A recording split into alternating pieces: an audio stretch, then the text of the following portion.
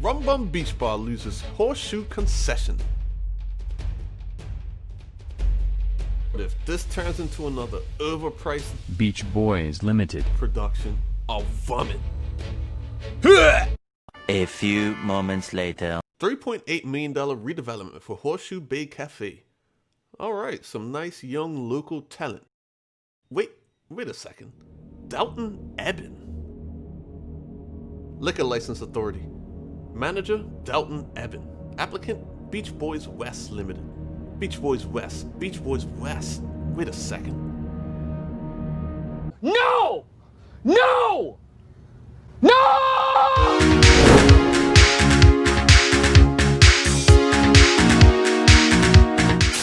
Alright, welcome back. So, in this episode, a team of young Bermudian entrepreneurs have been chosen ahead of 16 other applicants as the new leaseholders of the beachside cafe at Horseshoe Bay. Now, before I say anything else, right, go and watch their press conference. The links will be down in the description. You can either watch the full 21-minute version, or I've created a supercut, just 5 minutes of some of the highlights I noticed. Go down there, watch it, I'll wait for you to get back.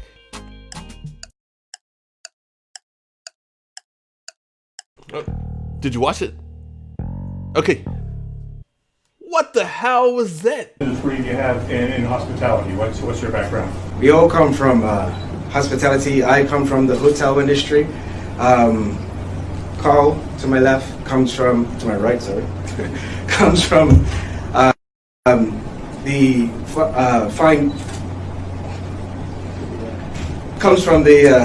Jesus, sorry, I'm nervous. Look, before I go on, let me set the record straight, right? Because some people seem to think that I have like a personal problem or some agenda with these guys. I don't even know who they are, right? When I first saw the story that the lease was changing hands and a group of young black entrepreneurs was taking over, I was actually happy for them. Like, I like seeing fellow Bermudians succeed, and I thought they might have some fresh ideas, they might be able to do something different that we haven't seen before. I thought it was a great idea. But then I was contacted by a couple people who were also involved in the tendering process. They applied, right?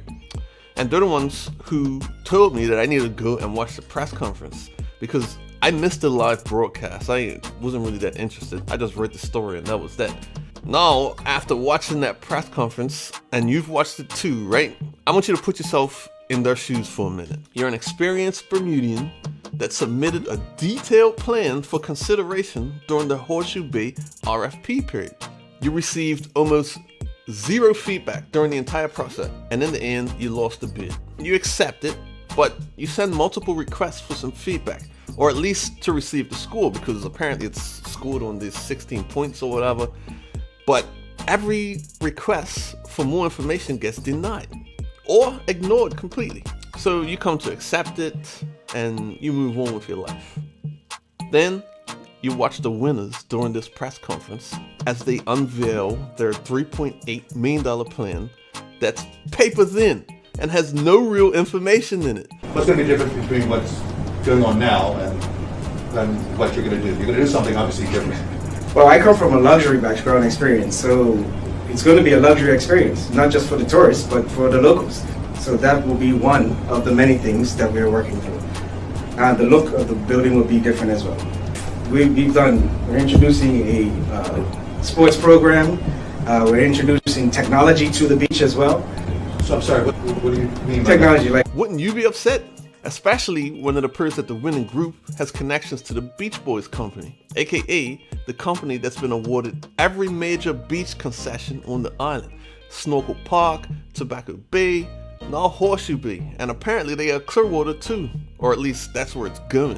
What I've been told, and what made me look into this more, is that the entire process felt predetermined, and that finally seeing who were the winners and watching their presentation only reinforced feelings that it was all planned from the start. In my opinion, it appears to be that old PLP friends and family plan rearing its ugly head again, with these guys and their mysterious financial backer. Do you have the financing in place? Are you borrowing money, or do you have it set up already, or what? So it's just We have a backer.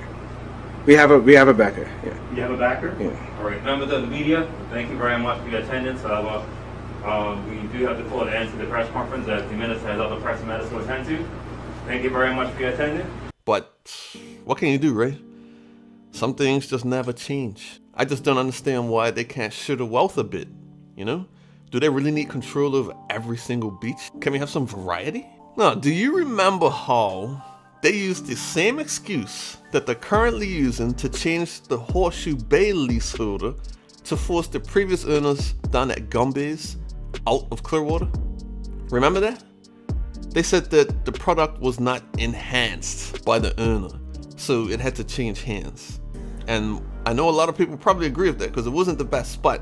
I liked it personally, but you know, whether you agree or disagree, the spot's been empty, completely empty for the last year. And to this day, it sits abandoned. So what was the point of it? And I bring that up because the previous owners would probably still have Gumbays open right now, open and running, instead of sitting empty, waiting for the right economic conditions for the new owners to start working on the property again. That's why it's nice to have some variety. We don't need copies of Snorkel Park with their $15 drinks at every beach. It would be nice if other groups could share in the wealth that Bermuda's beaches generate every year. But hey, that's just my opinion, man.